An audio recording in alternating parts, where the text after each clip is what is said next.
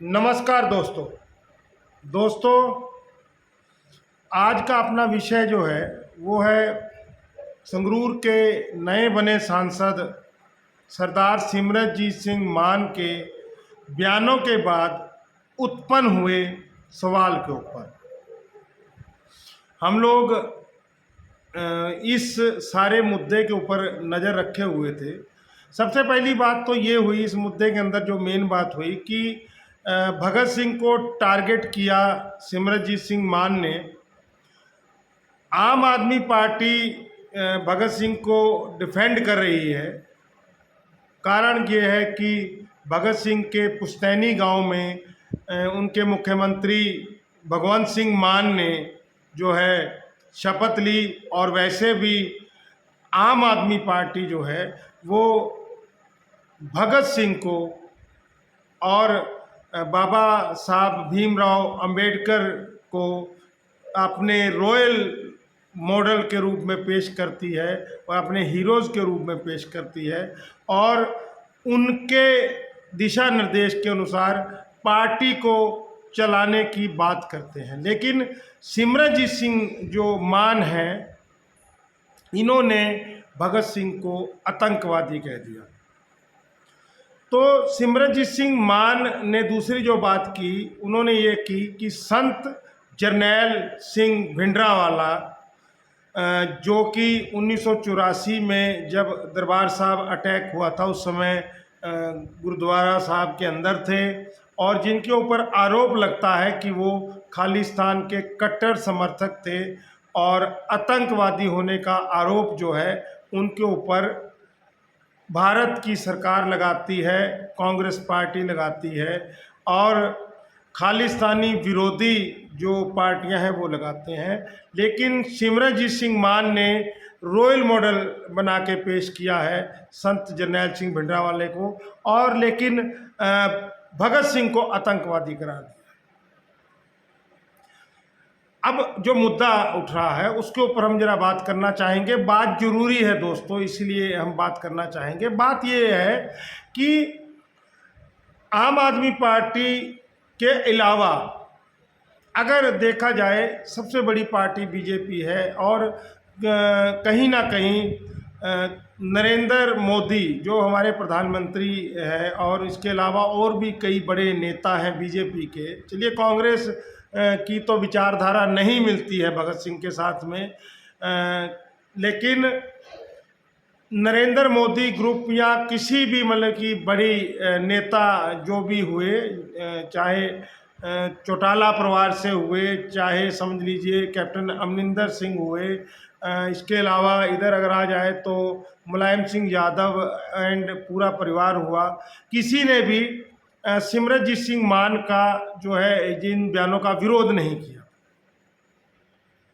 उसके पीछे का दोस्तों एक लॉजिक ये है कि जो अकाली दल अमृतसर जो पावर में आया है उनका दायरा बहुत सीमित है। सांसद तो बन गए सिमरनजीत सिंह मान, लेकिन उनका जो विपक्ष है, उनका विपक्ष ना ही उनका विपक्ष बीजेपी के साथ में उनकी कोई ज़्यादा टक्कर वाली कोई बात हुई होगी।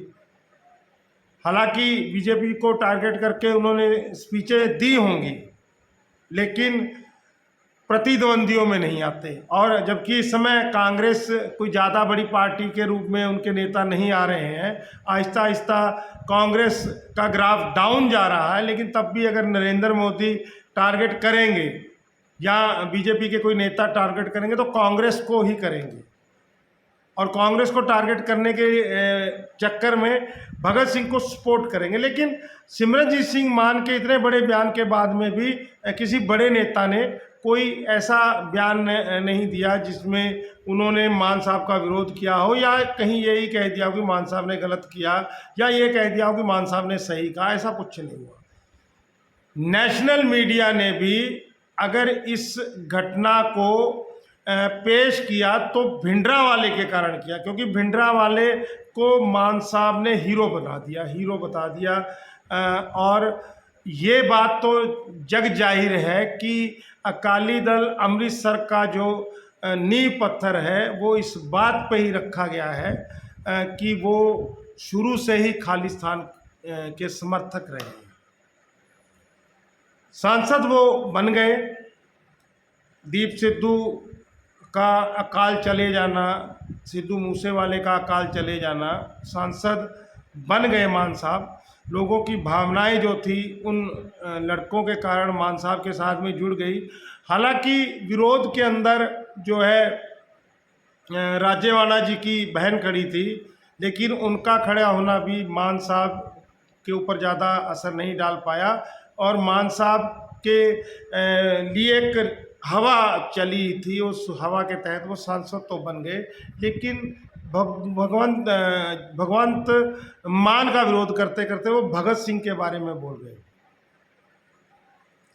मैंने उनके बेटे की स्पीच सुनी, उनके मुंह से तो नहीं सुना, उनके बेटे की स्पीच सुनी।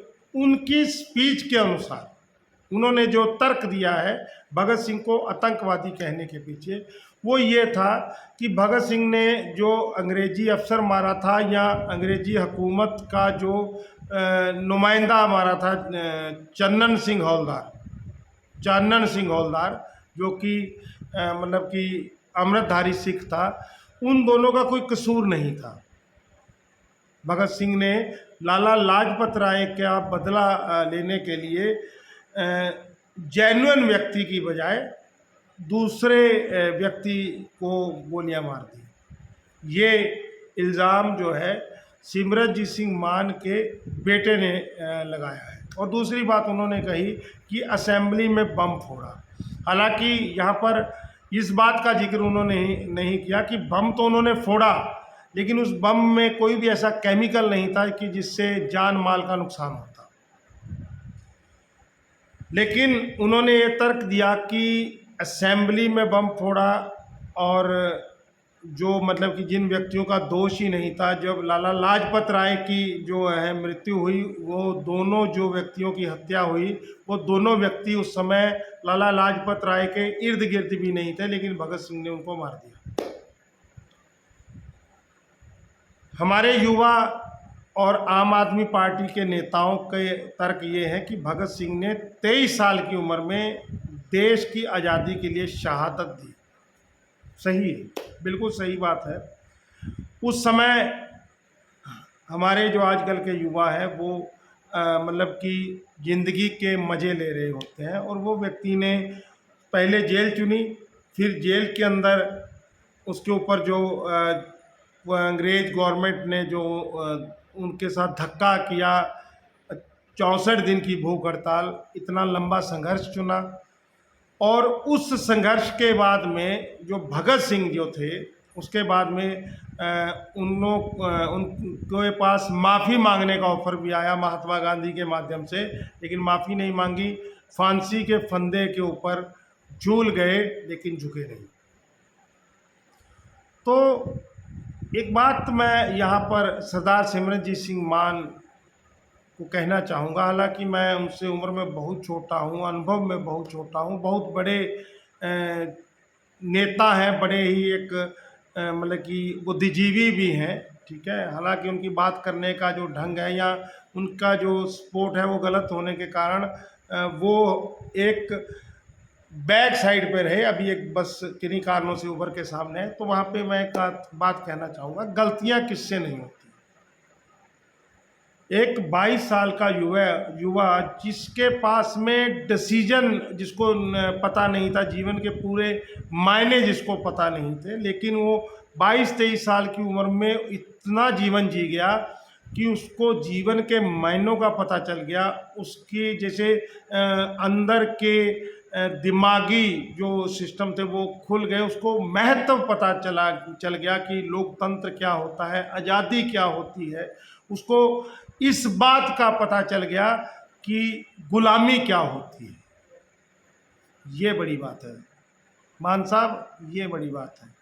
चूक हुई होगी, हालांकि हम, आपकी बात सही है कि हम उनको रोल मॉडल कैसे बना के पेश कर दें जिन्होंने बेगुनाहों की हत्या कर दी।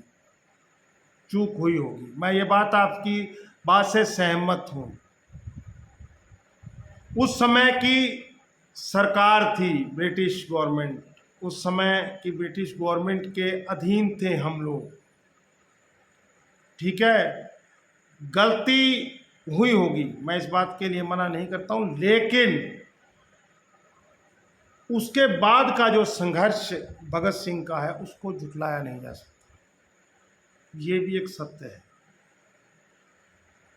जिस तरीके का खाना हिंदुस्तानियों को उस समय जेल में मिलता था, क्योंकि उनका ज़्यादा समय जो था वो आज़ादी के लिए ही वो लड़े, और पहले बाहर हिंसक कुछ गतिविधियां उन्होंने की, लेकिन गांधी का कभी विरोध नहीं किया। अपना रोल मॉडल महात्मा गांधी को मानते थे। हाँ, युवा होने के कारण मन में एक टीस आती थी कि गूंगी और बहरी सरकार को सुनाने के लिए विस्फोट करना पड़ता है, लेकिन ऐसा बम फेंका जिससे किसी को जानी नुकसान नहीं हुआ। तो दोस्तों, कमियां गलतियां होती हैं। हाँ, उसके बाद में जो सिमरनजीत सिंह मान, इनकी इस बात से ये बात की झलक मिल रही है कि खाली लोगों की नज़रों में रहने के लिए कुछ ऐसे बयान दे जाते हैं कि जिसके बाद लोगों को ये सोचना पड़ता है कि कहीं इस लीडर को चुन के हमने गलती तो नहीं की। अब दोस्तों, एक बात मैं और कहना चाहूँगा, क्योंकि जो हमारा राष्ट्रपति का चुनाव होगा, उस चुनाव में दो कैंडिडेट हैं। एक आदिवासी, एक महिला है, द्रौपदी मुर्मू, ऐसे कुछ नाम है उनका, नाम मेरे को पूरा आता नहीं है, जो बीजेपी की कैंडिडेट है, जिनका जीवन अपने जाति और अपने वर्ग को उभारने के लिए लग गया। राज्यपाल हैं इस समय।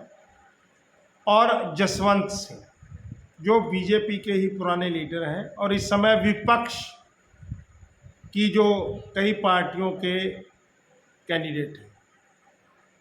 हालांकि मान साहब बोल देंगे 2-4 दिन में।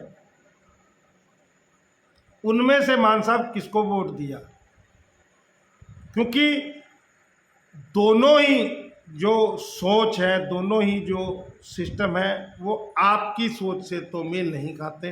वोट आपने दिया है तो किसको दिया है, ये बात भी आपको जरा बता दीजिएगा।